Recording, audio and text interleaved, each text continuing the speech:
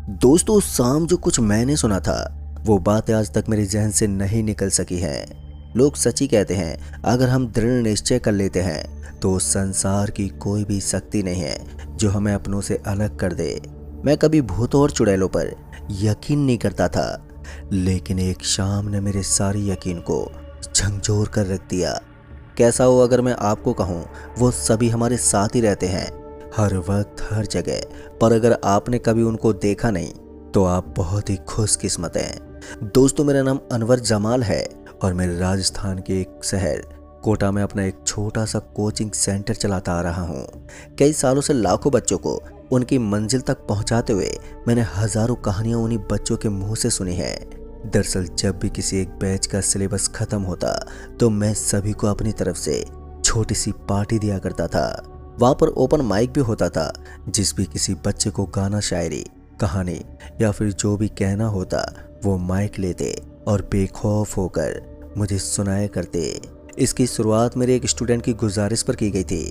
दरअसल बच्चों को मेरी सुनाई गई भूतिया कहानियाँ बहुत ही पसंद आती थी और इसी के चलते मैं हर बैच को कुछ ना कुछ सुनाया करता था। धीरे धीरे बच्चे भी अपने साथ गुजरे अलग अलग वाक्य सभी के साथ साझा करने लगे। हर किसी की कहानी सुनकर मुझे पता चल जाता था कि ये सच बोल रहा है या सिर्फ सभी के सामने खुद को बहादुर दिखाने के लिए बनी बनाई कहानी कह रहे हैं। बहरहाल ये वाक्य राजस्थान के जिले झालावाड़ के कोने में बसे एक छोटे से गांव में रहने वाली राबिया के साथ पेश आया है। पहले दिन से मैंने देखा था, राबिया सुंदर, सुशील, सुलझी हुई, समझदार और कम बोलने वाली लड़की थी। जब भी कुछ बोलती तो तर्क के साथ उसका जवाब भी साथ रखती। कुछ 10-11 महीनों में इतना मुझे समझ आ चुका था कि ये लड़की कुछ अलग है। जहाँ सभी बच्चे अपने टीचर को खुश करने और उनकी नज़रों में आने के लिए झूठ और चापलूसी का सहारा लेते हैं, राबिया का सरल स्वभाव और संजीदगी भरा स्वभाव अलग से निखर कर आता था। ये बात राबिया ने अपनी पार्टी के दौरान बताई थी, जब मैंने एक छोटा सा वाक्य सुनाकर समा बांध दिया था। अपनी गांव की भाषा में राबिया ने उसकी सहेली से कुछ बातें की और फिर मेरे पास आकर उसने कहा, सर, मैं अपनी जिंदगी में गुजरे एक भयानक सिलसिले के बारे में सभी लोगों को कुछ सुनाना चाहती हूँ।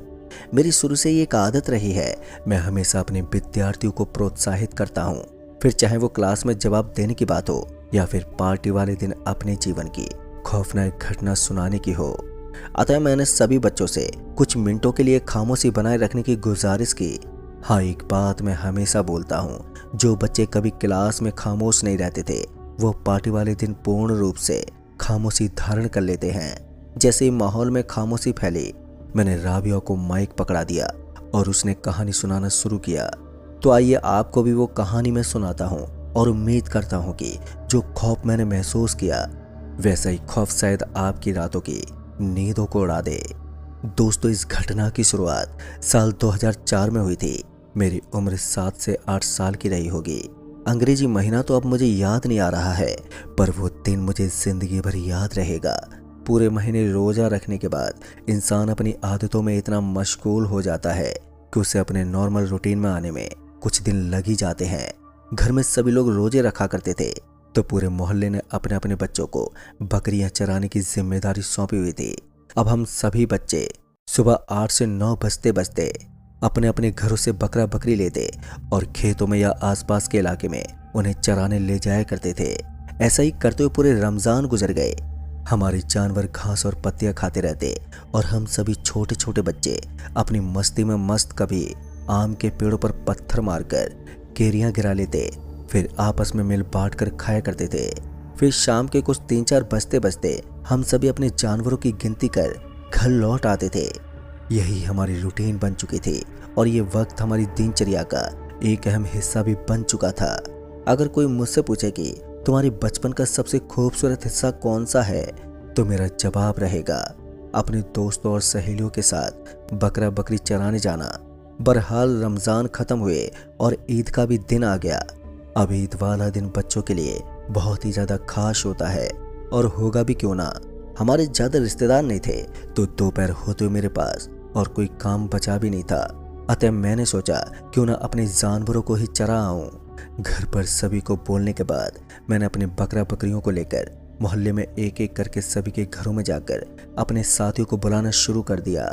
मगर जैसा कि मैंने आपको बताया था, ईद वाले दिन कोई भी अपने घरों से निकलने को तैयार नहीं होता है। बहरहाल मैंने अकेले ही जानवरों को चराने जाने का फैसला किया और अपने फैसले पर अमल करते हुए जानवरों के साथ चलना शुरू किया। अभी मुझे कुछ जाते हुए आधा ही घंटा हुआ था कि तभी रास्ते में मुझे एक लड़का मिला। मेरी उससे दोस्ती तो नहीं थी, मगर वो भी हमारे आसपास ही अपने जानवरों को चराया करता था। उस लड़के ने मुझे कहा, जिस जगह पर हम रोजाना जाया करते थे, आज वहां पर एक शादी का प्रोग्राम चल रहा है, अतः वहां पर जानवरों को चराने जाना आज तो मुमकिन नहीं हो सकता। इतना बोलकर वो अपने रास्ते पर चला गया और उसकी कही गई बातों पर कुछ देर गौर करने के बाद मैंने हमारी रोजमर्रा की सामान्य जगह से कुछ दूर खेतों में अंदर जाने का विचार किया।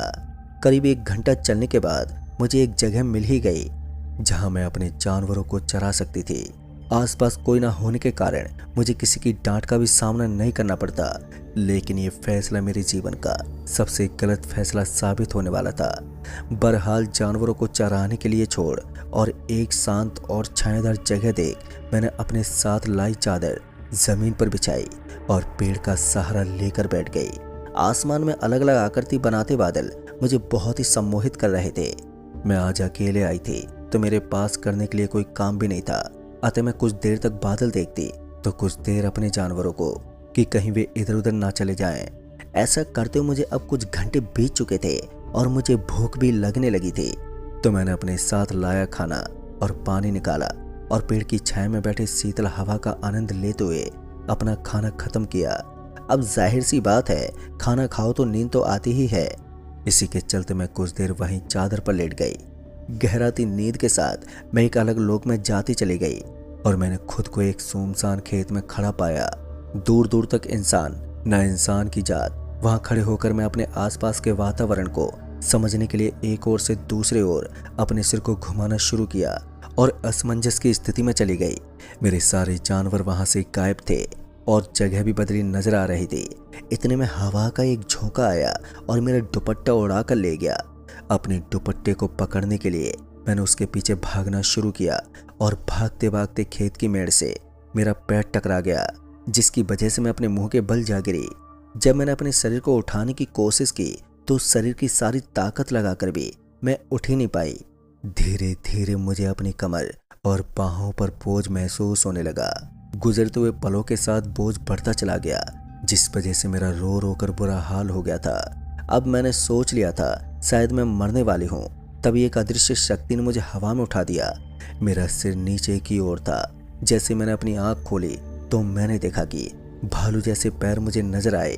हिम्मत करते हुए मैंने अपना सिर हवा में उठाया तो मेरे सामने करीब 10 से 12 फीट लंबा आदमी, जिसका पूरा शरीर बालों से भरा हुआ था, एक हाथ में मेरा दुपट्टा पकड़े मेरी ओर देख रहा था। उस भयानक शकल को देखकर मेरे मुंह से जोरदार चीख निकल गई।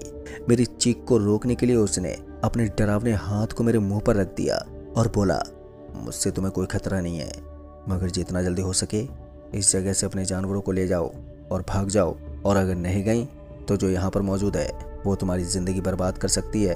उस भयानक शकल वाले आदमी की बातें मेरे जहन पर इतनी भारी पड़ चुकी थी कि मैं चीखें मारते उठ गई। अपने चेहरे से पसीना पोंछते हुए फौरन ही मैंने अपने जानवरों की गिनती की। सभी बकरा बकरी मेरे आसपास ही घूम रहे थे और जल्दी जल्दी मैंने अपना सामान समेटा और फिर सभी जानवरों को बुलाना शुरू किया। धीरे धीरे करके सभी जानवर मेरे पास चले आए, मगर एक बकरी ने दूसरी तरफ जाना शुरू कर दिया। मैं बार बार आवाज लगाते हुए उसे पुकार रही थी, पर मजाल है वो बकरी मेरी एक भी आवाज सुन ले। थक हार कर मैंने उसके पीछे जाना शुरू कर दिया। चलते चलते 4-5 बीघे के कई खेतों को मैंने पार कर दिया। जो बकरी अभी नॉर्मल स्पीड में चल रही थी उसने भागना शुरू कर दिया था। कुछ दूर पर एक टूटी फूटी सी झोंपड़ी थी जिसके अंदर मेरी बकरी चली गई। इतनी दूर भागने के कारण मैं बहुत ही ज्यादा थक चुकी थी।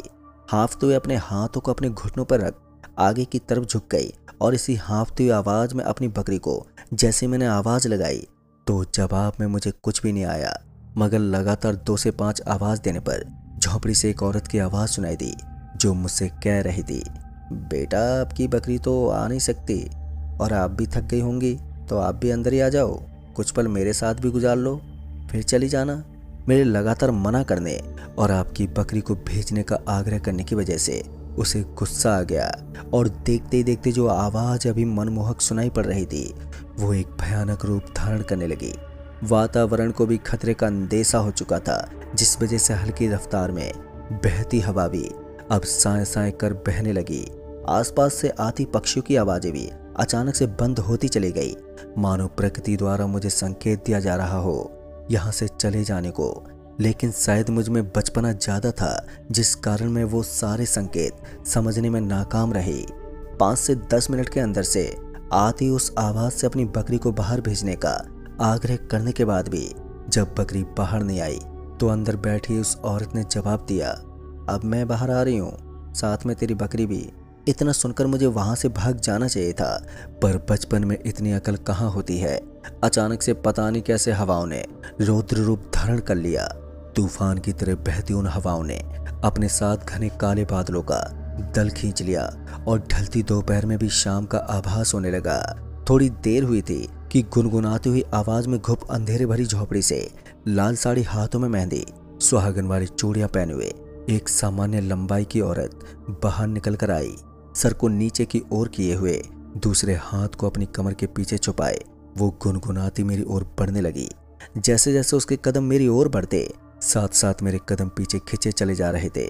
हिम्मत करते हुए मैंने जैसे उससे कहा, भाई जी आप कौन है और मेरी बकरी कहाँ है, मुझे जल्दी से दे दीजिए, मेरा घर जाने का समय हो चुका है और साथ ही मौसम भी बिगड़ रहा है, पता नहीं कब बारिश शुरू हो जाए और मैं इन्हीं खेतों में अटके रह जाऊंगी। पर मेरी बात के जवाब में उसने कुछ कहा तो नहीं, बस अपने हाथ को कमर के पीछे से सामने कर दिया। उस औरत का वो हाथ आधा जला हुआ था, साथ ही उसने अपने हाथ में मेरी बकरी का कटा हुआ सिर पकड़ रखा था, जिससे अभी भी खून की बूंदें टपक टपक कर जमीन पर नीचे गिर रही थी। ये मंजर देख मेरे पैर जम से गए। मैं कोई प्रतिक्रिया व्यक्त करती कि उससे पहले उसने धीमी आवाज में हंसते हुए अपने सिर को ऊपर करते हुए मेरी ओर देखा। दोस्तों, वो दृश्य मेरे जीवन का सबसे भयावह दृश्य था, ऐसा कहना जरा भी गलत नहीं होगा। आधा जला हुआ चेहरा, एक आंख लटकी हुई और दूसरी सफेद, बिखरे हुए बाल और आधा सा लटका हुआ जबड़ा। इतना देखकर मेरे पैर जो जमे हुए थे उनके नीचे से जमीन मानो खिसक गई हो।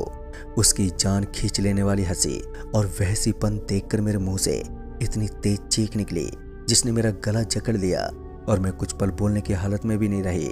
मेरे कानों में दोबारा वही आवाज गूंज उठी जो मैंने सोते हुए ख्वाब में देखी थी। वो डरावनी सी आवाज मुझे बिना एक भी पल खराब किए भागने का आदेश दे रही थी। उसी पल मैंने उल्टे पांव भागना शुरू किया। जब इंसान की जान पर बन आती है ना, तो पता नहीं कहां से उसमें इतनी शक्ति आ जाती है कि 80 साल की बूढ़ी औरत भी भागना शुरू कर देती है। तो आप लोग समझ सकते हैं कि उस वक्त मेरी स्थिति क्या रही होगी। अपनी जान बचाने के लिए मैंने जिस गति से भागना शुरू किया था, जीवन में मैं कभी दोबारा इतनी गति से नहीं भाग पाई।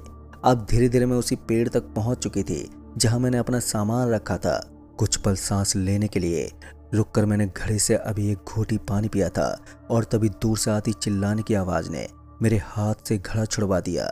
मैं आज भी उस आवाज को भूल नहीं पाई हूँ। वो आवाज उसी चुड़ैल की थी जो मेरा पीछा पता नहीं कितनी दूर से करती हुई मेरे करीब आती जा रही थी। घड़े के नीचे गिरे ही मेरे पैर पानी से सन गए और मैं अपनी चप्पलों को वहीं पर छोड़कर नंगे पैर दौड़ने लगी थी। अपने जानवरों को मेरे पीछे आने की आवाज देते हुए अपने सामान को मैंने वहीं छोड़ दिया और रोती बिलखती भागती चली गई। डर मेरे जिस्म पर इस कदर सवार था कि मुझे कुछ होश ही नहीं रहा और बीच चौराहे पर रखे टोटके पर मेरे पैर से जोरदार ठोकर लगी और मैं मुंह के बल जमीन पर गिर गई। गिरते ही मेरे सिर और हाथ में चोट लगी और मैं वहीं पर बेहोश हो गई। वक्त का तो अंदाजा नहीं है, पर शायद कुछ 3 से 4 घंटे तक मैं यूं ही बेसुध पड़ी रही। इसके बाद जो हुआ वो सभी बातें मुझे अपने परिवार के अलग अलग लोगों से सुनने को मिली। तो आइए आपको आगे की कहानी में सुनाती हूँ। बेहोश होने के करीब करीब 4 घंटों के बाद मेरे पापा और बड़ा भाई मुझे ढूंढने निकले। दरअसल हमारे सभी जानवर तो घर पहुंच चुके थे, मगर उनके घर पहुंचने के कई देर बाद भी जब मैं अपने घर नहीं लौटी तो पापा और भाई ने मोहल्ले में उन सभी बच्चों के पास गए जो रोजाना मेरे साथ जाते थे। वहां उनको पता चला कि आज मैं अकेले ही गई थी। ये सुनकर पापा और भाई बहुत डर गए और फौरन ही साइकिल पर मुझे खोजने निकल गए। फिर कुछ देर के बाद उन्हें वही लड़का मिला जो सुबह मुझे मिला था। उसने पापा और भाई को बताया कि मैं आज सामान्य जगह से दूर गई थी, अतः उन्हें जल्दी करनी चाहिए क्योंकि अंधेरा होने लगा था और अंधेरे में जंगली जानवर जैसे कि सियार शिकार करने के लिए निकलेंगे और तब मेरी जान को ज्यादा खतरा हो सकता है। ढूंढते ढूंढते आखिर में उन्हें मिल ही गई। वो बेहोशी की हालत में मुझे घर पर लेकर आ गए और अपने कमरे में ले जाकर लिटा दिया गया। फिर अगली सुबह भाई डॉक्टर को घर लेकर आया और उन्होंने मेरा चेकअप किया। बुखार में तपते मेरे शरीर को देख कुछ दवाइयाँ दी, साथ ही एक इंजेक्शन लगाकर भाई से कहा शाम तक इसकी तबीयत में अगर सुधार नहीं आता है तो इसे हॉस्पिटल में भर्ती करवाना सही रहेगा। भाई के मुताबिक जब वो लोग मुझे लेकर घर आए तो मैं होश में तो आ चुकी थी, मगर किसी प्रकार की गतिविधि नहीं दर्शा रही थी। सबको लगा कि शायद गिरने की वजह से या कुछ और कारण के चलते मुझे सदमा लगा है, अतः सभी ने मुझे अकेला छोड़ने का फैसला किया। और फिर अगले दिन जब डॉक्टर घर से चले गए तो मैंने पूरा घर सिर पर उठा लिया। दोपहर का समय था, सभी लोग खाना खाकर सो रहे थे। तभी मैं चुपचाप किचन में गई और सारा सामान इधर उधर फेंक दिया। जब माँ ने ये देखा तो मुझे डांटते वहां से जाने को कहा, मगर मैं इन पर चीख पड़ी और कहने लगी मुझे कच्चा मांस चाहिए। हद तो तब हो गई जब पड़ोसियों ने बताया कि उनकी एक मुर्गी गायब है और सभी ने आखिरी बार मुझे उसके पास खेलता हुआ देखा था। पूरे घर में मेरी तलाश शुरू कर दी गई, मगर मेरा कहीं नामो निशान नहीं था। तभी पता नहीं किसी ने घर की छत पर जाकर देखने का सुझाव दिया और जब हमारे पड़ोसी मेरे भाई को लेकर हमारे घर की छत पर पहुंचे तो जो नज़ारा उनके सामने था उसे देखकर कोई भी डर जाए। दरअसल मेरे हाथ में वही खोई हुई मुर्गी थी। उसके पंख मेरे कपड़ों पर चिपके हुए थे तो कुछ मेरे आसपास बिखरे पड़े थे। इतना भी सहन किया जा सकता था, मगर जब वो लोग मेरे करीब आए तो उन्होंने देखा मैंने दोनों हाथों को मुर्गी के पेट में डाला हुआ था और बारी बारी से उसके टुकड़े निकाल निकाल कर मैं खाई जा रही थी। कोहनी तक दोनों हाथ और आधा मुंह खून से लथपथ हो चुका था, जिसकी वजह से मेरे कपड़े भी आगे की तरफ से पूरे खून में सन चुके थे। भाई के मुताबिक उस वक्त मैं इतनी डरावनी नजर आ रही थी कि जिन पड़ोसी की मुर्गी मैंने खाई थी वो मुझे देखकर छत पर ही अपने होश खो बैठे। परिवारजनों को समझते देर नहीं लगी कि यह मामला डॉक्टर से ठीक नहीं होने वाला है, अतः बड़ी मुश्किल से कुछ 4-5 लोगों ने मिलकर मुझे पकड़ा और कमरे में बंद कर दिया। फिर इसके पश्चात पास की मस्जिद से मौलाना महमूद को बुलाया गया।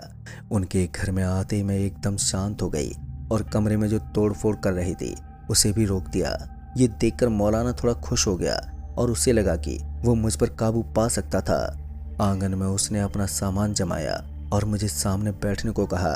तभी उसने 15 से 20 मिनट तक अलग अलग आयतों को पढ़कर मेरे ऊपर फूंकना जारी रखा, जिसके बाद उसने सवाल किया, कौन हो तुम और इस बच्ची पर क्यों आई हो? पर मेरे भीतर जो आत्मा थी उसने एक शब्द भी नहीं कहा। जब मौलाना परेशान हो गए तो उन्होंने अपने पास रखे एक डंडे को उठाया और जैसे उसने मुझे मारने का प्रयास किया, तुरंत ही प्रभाव से मैंने हवा में ही एक हाथ से पकड़ लिया और अपनी ओर डंडे को खींचकर अपने हाथ में ले लिया। ये देखकर मौलाना घबरा गए। मेरे अंदर की आत्मा इतने में भी नहीं रुकी और खींचकर एक जोरदार थप्पड़ लगा दिया, जिसकी वजह से मौलाना एक और गिर गए। उनको गिरता हुआ देखकर मैंने जोर जोर से हंसना शुरू कर दिया। मेरे परिवारजन भी ये देखकर बहुत ज्यादा भयभीत हो उठे। फिर कुछ क्षण हंसने के बाद मैंने मौलाना को कहा कि तुझसे आज तो क्या, आने वाले 200 सालों में भी तू मेरा मुकाबला नहीं कर सकेगा। अब मेरे शरीर में रहने वाली चुड़ैल पूरी तरह से जाहिर हो चुकी थी। पूरा दिन मुझे कमरे में बंद रखा जाता। फिर एक शाम की बात है, माँ खाने की थाली लेकर कमरे में आई तो मैं छत पर उल्टी लटकी हुई थी। ये देखकर माँ के हाथ से खाने की थाली छूटकर नीचे गिर गई और माँ चीखते हुए दरवाजा खुला छोड़कर ही भाग गई। ऐसा करते हुए करीब 1 से 2 हफ्ते गुजर गए।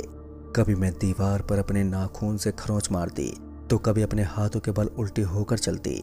पर अभी इतना सब देखना भी काफी नहीं था। कभी कभी मैं दीवारों पर उल्टी होकर चलती तो कभी उल्टी होकर अपने चारों हाथ पैरों पर चलने लगती। रोज मुझे खाने में कच्चा मांस चाहिए होता था। अगर मुझे ये नहीं मिलता तो मैं अपने परिवार वालों पर ही हाथ उठा देती। पूरे मोहल्ले में सभी को मेरी हालत का अंदाजा हो चुका था, इसलिए कोई हमसे भी बात नहीं करता था। मेरे ऊपर आई उस चुड़ैल के कारण मेरे सारे परिवार को परेशानी का सामना करना पड़ रहा था। उस वक्त तक मैं काफ़ी हेल्दी हुआ करती थी, मगर उस 1 हफ्ते में मेरा वजन बहुत ही ज़्यादा तेज़ी से कम होने लगा। मेरी आंखों के नीचे काले गड्ढे पड़ चुके थे और मेरी उंगलियों में घाव पड़ चुके थे।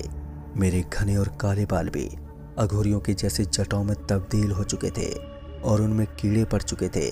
फिर एक सुबह भाई की दुकान पर एक फकीर बाबा आए और उन्होंने भाई को बाहर बुलाया और कुछ खिलाने की गुजारिश की। भाई ने अपनी जेब से 50 रुपए निकाले और उनको देने लगा, मगर फकीर बाबा ने पैसे लेने से मना कर दिया और फिर से एक बात कही, बेटा मैंने पैसे तो नहीं मांगे, मुझे बस कुछ खाने के लिए दिला दो।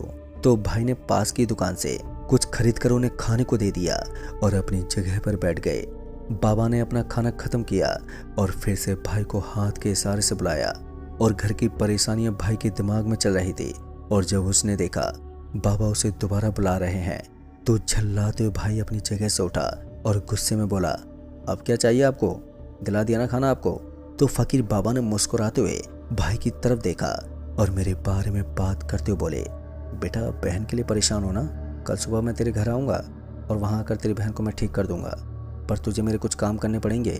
पहला ये, अपने परिवार को जाकर बोलना कल जो कुछ भी वो देखेंगे या सुनेंगे वो असहनीय भी हो सकता है, अतः अपना दिल मजबूत कर लें। नंबर 2, ये कुछ सामान है जो तुझे लेकर आने होंगे जिसकी मुझे ज़रूरत पड़ेगी। नंबर 3, आज रात को अपनी बहन को कुछ भी खाने को मत देना और सभी रात को नमाज पढ़ना और फजर की नमाज के लिए मुझे मस्जिद में मिलना। भाई ने सभी बातों को ध्यान से सुना और बाबा का शुक्रिया अदा कर घर चला आया। सब कुछ वैसा ही किया गया जैसा कि बाबा ने भाई को बताया था। फिर अगली सुबह भाई और पापा फजर की नमाज पढ़ने के बाद बाबा को घर लेकर आए। बाबा सीधे मेरे कमरे में चले आए। भाई बताते हैं जैसे कि बाबा ने अपना कदम उस कमरे में रखा, मैं चीखने चिल्लाने लगी और चिल्लाते हुए बोलती, तुम यहाँ क्यों आए हो। ये बात सुनकर भाई और सभी घर वालों को थोड़ा आराम लगा कि शायद अब मेरी परेशानी कम हो जाएगी। बाबा ने सभी को कमरे से बाहर निकालकर खड़े होने को कहा, क्योंकि मेरे अंदर जो चुड़ैल थी उसकी ताकत का अंदाजा शायद बाबा को हो चुका था। पता नहीं उन्होंने अपने साथ लाई राख पर क्या पढ़ा था, पर जैसे उन्होंने मुझ पर उसे पढ़कर फेंका, मैं कुछ पलों के लिए बेहोश हो गई। फिर बाबा ने भाई और पापा को कमरे में बुलाया और मेरे दोनों हाथों को बांधने को बोला। जब मेरी आंखें खुली तो मैंने देखा कि मेरे दोनों हाथ में जंजीर बंधी हुई थी और मैं एक अजीब सी भाषा में पता नहीं क्या बोलने लगी। कई बार मैंने जानने की कोशिश की थी, मगर उसके बारे में मैं कभी जान ही नहीं पाई। कई घंटों तक झाड़ फूक चलती रही और उस बीच कई बार मैं 2-2 फीट तक हवा में उड़ गई। जैसे तैसे मेरे अंदर की चुड़ैल की ताकत थोड़ी कम हुई तो बाबा ने उस पर बात करना शुरू किया। बात करने के दौरान उसने बताया, मैं अपनी जगह पर शांत बैठी थी, ये लड़की मेरी जगह पर आई थी। इतने में ही दूसरी आवाज़ मेरे अंदर से आई। वो बोली, इसने मुझे लात मारकर मेरा अपना किया है। ये सुनकर बाबा ने पहले टोटके वाली औरत का इंतजाम किया। उस औरत की कुछ ज़्यादा फरमाइश नहीं थी। उसने 5 किलो मिठाई, लाल चूड़ी, काजल बिंदिया और एक सुहागन वाली लाल साड़ी मटके में रखकर सुनसान चौराहे पर रखने को कहा। भाई ने फौरन ही सारा सामान इकट्ठा किया और 1 से 2 घंटे के बीच वो उस टोटके को रखकर आ गया। भाई जैसे ही घर आया, बाबा ने उस टोटके वाली औरत को जाने को कहा। साथ ही उसे आदेश दिया कि जाते हुए रास्ते में रखे डिब्बे को गिराकर जाना।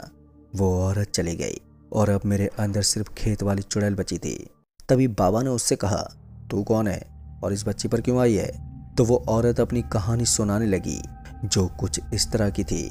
उस औरत का नाम सरिता था। सन 1974 में उसने भागकर शादी की थी।